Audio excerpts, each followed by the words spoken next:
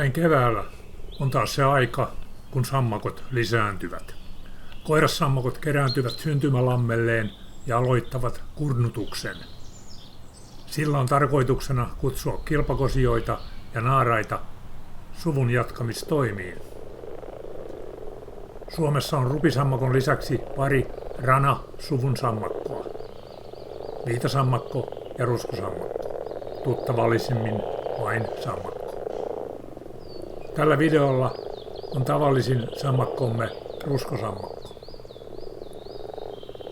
Videota kuvattaessa on kututoimintaa jo jatkunut jonkin aikaa. Siitä kertoo se, että osa mätimunista on jo noussut pintaan.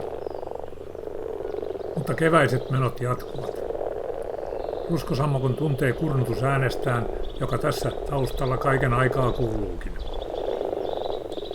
Tällä lammella näihin kututoimiin osallistuu noin 100 sammakkoa. Tässä vaiheessa tämän lammikon kututoimintaa on jo moni naaras munansa muninut.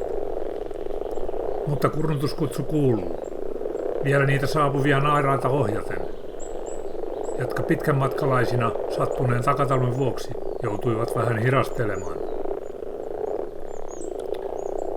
Koiraat ovat kuka mitenkin omalla tavallaan olevinaan kutsuvan oloisia. Yksi uro on jopa kiivennyt muista poiketen kivelle esittelemään reiluhkoja käsivarsiaan, eli hapaansa. Nuo runsaat käsivarret ovatkin tyypillisiä ruskosammakko-koiralle näin kutuaikaan.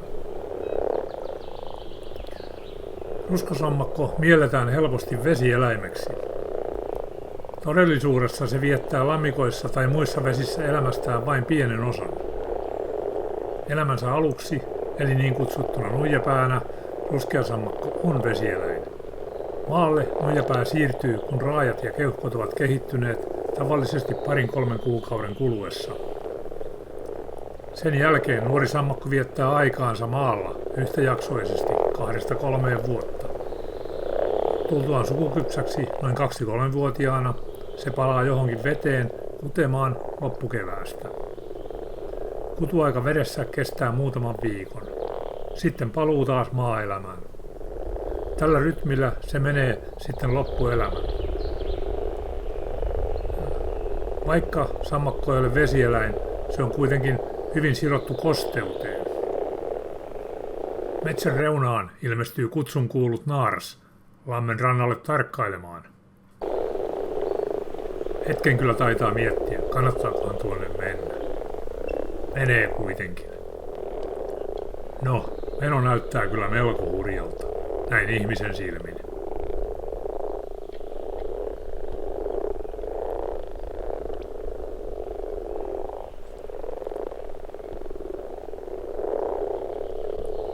Railakkaasta menosta huolimatta kaikki käy lopulta kuitenkin hyvin.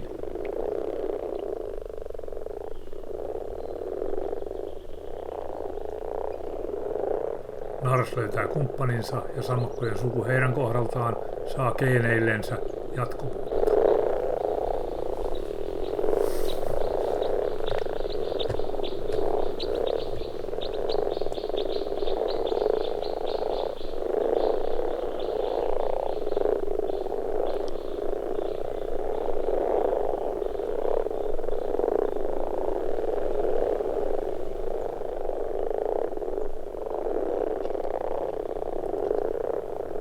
Elämä voi kestää toistakymmentä vuottakin, mutta usein katkeaa jo aiemmin joutuessaan jonkun toisen eläimen ruokalistalle.